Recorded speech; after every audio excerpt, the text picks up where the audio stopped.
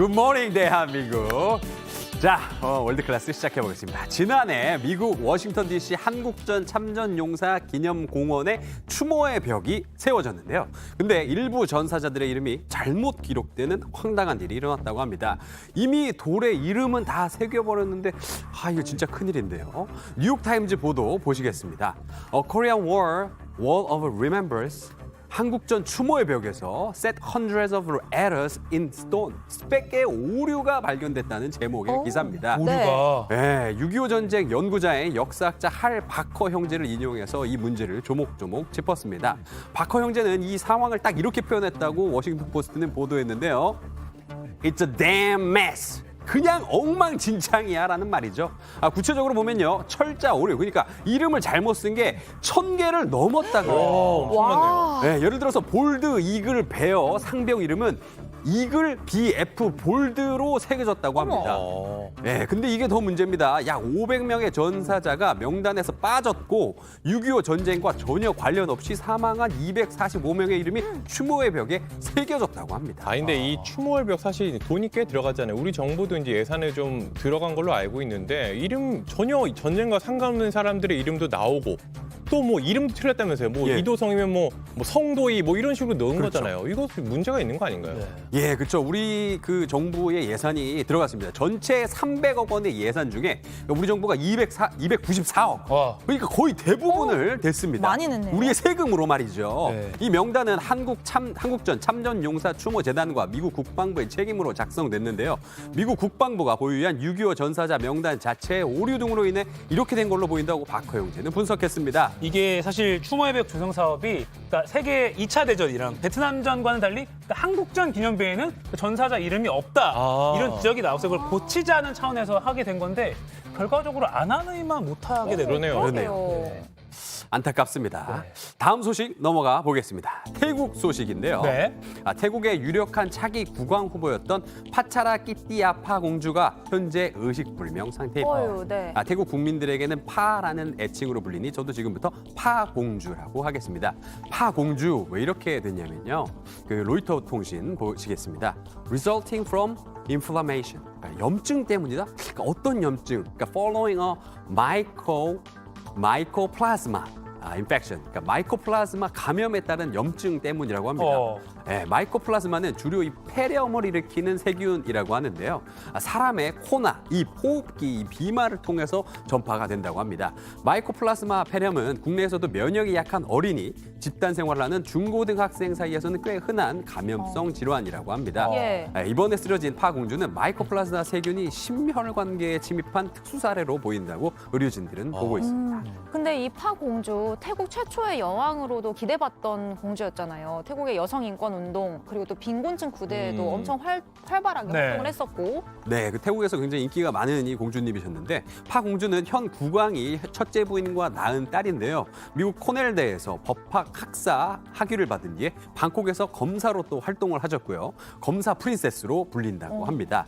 마약 단속에 굉장히 주력을 했고요. 파 공주 재단을 통해서 빈곤층 구호에 힘을 쏟기도 했습니다. 여성 수감자의 처우 개선을 돕는 등 이 태국의 여성 인권 운동에 크게 또 기여를 했는데 얼른 쾌차하시고 태국 최고의 여왕이 되시기를 기원하겠습니다. 네, 네. 파공주가 코넬에서 법학 박사 학위를 받았죠. 박사, 네. 예. 계속해서 인터넷과 소셜미디어에서 화제가 된 소식 전해드리겠습니다. 네. 혹시 그 이가혁 앵커 네. 어렸을 때 그 장래 희망이 뭐였습니까? 저는 이 상암동 클래스라는 게 나중에 생길 줄 알고 상암동 클래스 앵커를 장래희망으로 삼았습니다. 이게 무슨 방송에 좀 아니에요, 진정성을 좀 광고예요. 더해주셨으면 좋겠어요. 하은 앵커는 저요? 네. 저는 어릴 때 치킨집 사장님한테 시집 좋습니다. 가는 게 꿈이었어요. 집 사장님도 아니고 시집을 간다고요? 참 알겠습니다. 자, 이런 일반적인 꿈 말고 특이하게 늑대가 되고 싶었던 남성이 있습니다. 최근 그 꿈을 이뤘다는데요. 영상 확인해 보시죠. 자, 늠름한 늑대 한 마리가 카메라 보고 서 있습니다. 풍성한 털에 이글거리는 눈 금방이라도 달려들 것 같죠? 네. 예. 근데 이 늑대 사실은 에? 사람입니다. 사람이에요? 근데 너무 실제 늑대 같은데 저게 실제 늑대로 만든 거예요? 아니에요.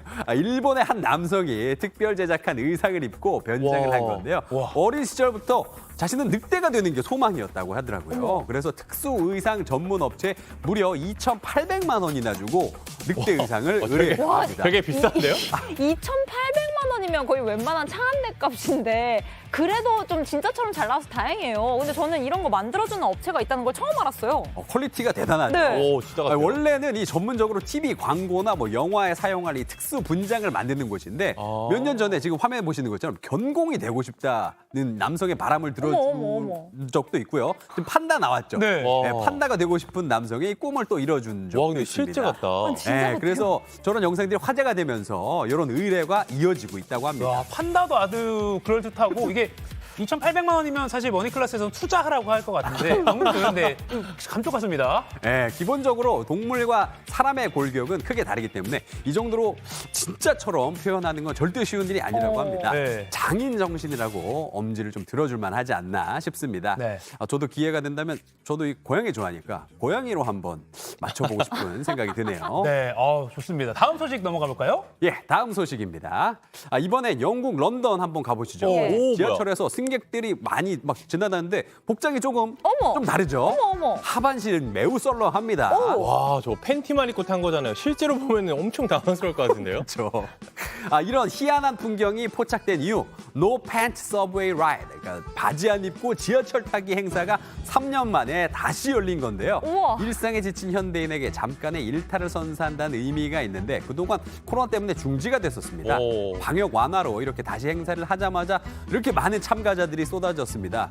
그동안 다들 이 벗고 싶어서 어떻게 참았나 싶습니다. 저는 좀 살짝 민망하거든요. 유교 보이잖아요. 네. 절대 부끄러워하지 않는 게 이 규칙이라고 하고요. 그래요? 남녀노소 상관없이 속옷만 입고 돌아다니는 동안 최대한 뻔뻔하게 평소처럼 바지 입은 것처럼 행동을 해야 하는데요.